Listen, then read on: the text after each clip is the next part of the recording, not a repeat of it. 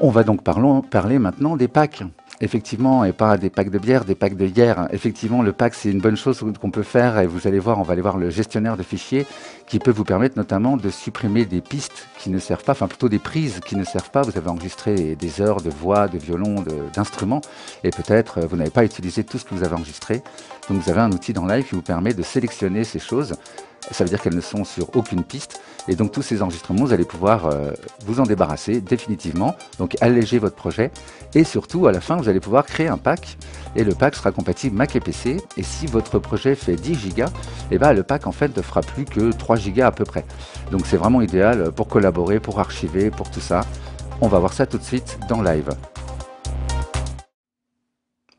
Alors effectivement, là, si moi j'ai rien fait, j'ai créé comment dire ce set, j'ai importé dedans des fichiers audio et je vais aller dans Fichier, Gérer fichier. Donc vous savez, je vous ai déjà montré ça qu'on peut réunir et sauvegarder.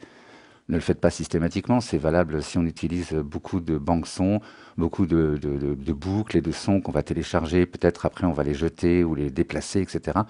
Donc si vous réunissez et que vous sauvegardez, vous êtes sûr que tous les fichiers qui sont utilisés dans votre set, dans votre musique, vont être enregistrés dans le projet. Bon, je ne vous refais pas le coup du projet, du set et tout ça, vous connaissez. Là, on va aller voir Gérer fichier. Et donc, effectivement, on pourrait gérer que le set qui est ouvert. Mais ce qui est vraiment très puissant, c'est de pouvoir gérer tout le projet. Donc, vous savez que dans le projet, c'est le dossier qui contient le set et éventuellement les samples et les documents et tout ça. Et dans ce projet, on peut avoir donc plusieurs sets qui peuvent être différentes versions du même morceau. Et donc là, on va pouvoir gérer tous les sets contenus dans le projet. Donc peut-être chez vous, c'est tout refermé comme ça.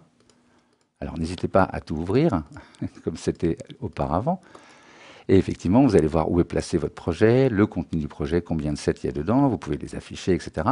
S'il y a des fichiers qui manquent, vous allez pouvoir aller les rechercher. Il va vous dire chercher, il ouvrira une fenêtre. Je ne vous le fais pas aujourd'hui, mais il y a effectivement moyen, si vous savez où sont ces samples, où sont ces boucles qui manquent, vous lui dites elles sont dans tel dossier, il va scanner le dossier et la plupart du temps il les trouve sans problème et il valide tout ça. Bon voilà. Non, nous ce qui nous intéresse aujourd'hui, c'est effectivement ici. Si on veut créer un pack, il ne faut pas qu'il y ait de fichiers externes et il ne faut pas qu'il y ait de fichiers manquants, évidemment. Donc s'il y a des fichiers externes, on le fait en deux temps. C'est-à-dire que dans un premier temps, on lui dit qu'on veut les réunir dans le projet. Donc les fichiers d'ailleurs, les fichiers des packs, tout, d'accord? Parce qu'effectivement là, je veux archiver ou donner le projet à quelqu'un, donc je veux qu'il y ait tout dedans. Donc je clique ensuite sur réunir et sauvegarder en bas. Je vérifie, alors moi je suis un peu parano parce que j'avoue que des fois il faut le faire deux fois. Alors là, regardez, vous voyez, réunir dans le projet, j'ai encore quelque chose. Donc je le fais une deuxième fois. Je reviens en arrière, je fais gérer le projet. Bon, là voilà, tout est bon. Il n'y a plus de fichiers externes, il n'y a plus de fichiers inutilisés, ni de fichiers manquants. Donc je vais pouvoir créer un pack.